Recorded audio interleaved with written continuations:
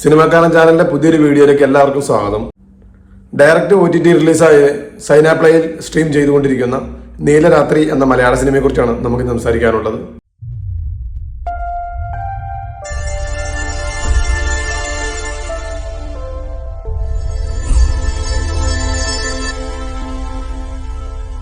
ഒരു പരീക്ഷണ സിനിമയായിട്ടാണ് ചിത്രം പുറത്തിറക്കിയിരിക്കുന്നത്. ചിത്രത്തിൽ അഭിനയിച്ചിരിക്കുന്നത് ഭഗത് മാനുവൽ, ഹിമാശങ്കർ തുടങ്ങിയവരൊക്കെയാണ്. ഒരുപാട് ക്യാരക്ടേഴ്സ് ഒന്നുമില്ല, നാല് ക്യാരക്ടേഴ്സാണ് സിനിമയിലുള്ളൂ. സിനിമയിൽ സംഭാഷണങ്ങളില്ല. 1.5 മണിക്കൂർ ദൈർഘ്യമുള്ള സിനിമ എനിക്ക് തോന്നുന്ന ഒരു 10-20 മിനിറ്റിനകം തീർക്കാൻ പറ്റുന്ന സബ്ജക്റ്റ് തന്നെയായിരുന്നു. വലിച്ചു നീട്ടി ഒരുപക്ഷെ പ്രേക്ഷകന്റെ ക്ഷമയെ പരീക്ഷിക്കുന്ന ഒരു തരത്തിലുള്ള സിനിമയാണത്. ഹിമാശങ്കർ എന്ന് പറയുന്ന നായികയെ നമുക്കറിയാം. അപൂർവ രാഗങ്ങൾ പോലുള്ള സിനിമയിലെ ക്വാർട്ടേഴ്സ് ആയിരുന്നു. അത് കൂടാതെ വൈഗ എന്ന് പറയുന്ന ഒരു നടിയുണ്ട്. ഓർഡിനറി, ലക്ഷ്മി പോലുള്ള ഒരു സിനിമകളിലൊക്കെ അഭിനയിച്ചിട്ടുണ്ട്. സിനിമ സംവിധാനം ചെയ്തിരിക്കുന്നത് അശോക് നായരാണ്. സിനിമയുടെ കഥയും പുള്ളി തന്നെയാണ്. സിനിമ നിർമ്മിച്ചിരിക്കുന്നത് ജോബി മാത്യു, കൂടാതെ കോപ്രൊഡ്യൂസ് ചെയ്തിരിക്കുന്നത് ഷെല്ലി ഭഗത്താണ്. ചിത്രത്തിന്റെ കഥയിലേക്ക് വന്നാൽ, ഭഗത്ത് ജോലി കഴിഞ്ഞ് വരുന്നതായിട്ടാണ് കാണിക്കുന്നത്. ജോലി കഴിഞ്ഞ് വന്ന് വീട്ടിൽ കയറുമ്പോൾ ഭാര്യ ഭഗത്തിന് വെയിറ്റ് ചെയ്യുകയാണ്. പക്ഷെ ഭാര്യയോടൊന്നും സംസാരിക്കുകയും ചെയ്യുന്നൊന്നുമില്ല.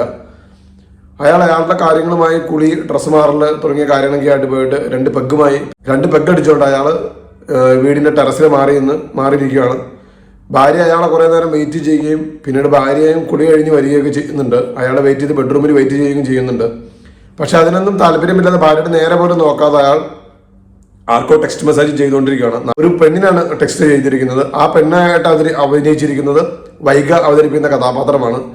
അവർ തമ്മിൽ ഒരു ടെക്സ്റ്റിൽ സംസാരിക്കുന്നത് നാളെ അവർ തമ്മിൽ ഒരു ഹോട്ടലിൽ വെച്ച് മീറ്റ് ചെയ്യാമെന്നും, രാത്രി ബെഡ്റൂമിൽ ഭഗത്തിന്റെ ഭാര്യ ഹിമാശങ്കർ അവതരിപ്പിക്കുന്ന കഥാപാത്രം കുറേ നേരം ഭഗത്തിനെ വെയിറ്റ് ചെയ്യുകയും ഭഗത്ത് വരുന്നില്ല എന്നുണ്ടെങ്കിൽ അവർ ഇറങ്ങിപ്പോവുകയും പിന്നീട് നേരം വെളുക്കുമ്പോൾ ഹോട്ടലിലേക്ക് വരുന്ന ഭഗത്തിനെയാണ് കാണിക്കുന്നത്.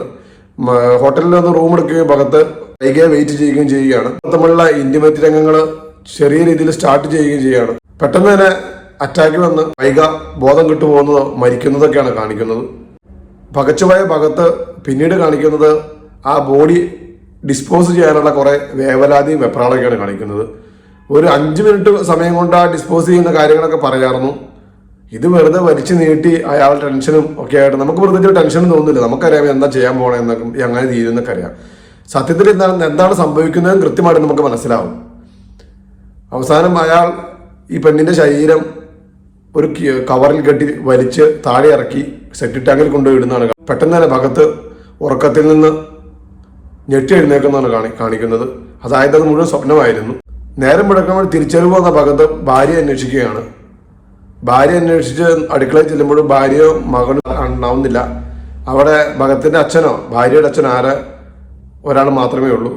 ഈ ഒരു കഥാപാത്രം കൂടെ സിനിമയിലുണ്ട്. സംഭാഷണമൊന്നും ആർക്കില്ലാത്തതാണ്, പ്രത്യേകിച്ച് നമുക്ക് ഒന്നും ഫീൽ ചെയ്യുന്നൊന്നുമില്ല. വീട് മുഴുവൻ ഭഗത്ത് ഭാര്യയെ തിരയുന്നുണ്ട്. ഭാര്യ കുട്ടിയും കൂട്ടി പുറത്തെന്തോ കാറിൽ റൈഡിൽ പോകുന്നതാണ് കാണിക്കുന്നത്. സിനിമ അവിടെ എൻഡ് ആവുകയാണ്. ഈ സിനിമ മുന്നോട്ടേക്കുന്ന കൺസെപ്റ്റ് എന്താണെന്ന് പോലും പറഞ്ഞ് പഴകിയ ഒരു കൺസെപ്റ്റ്.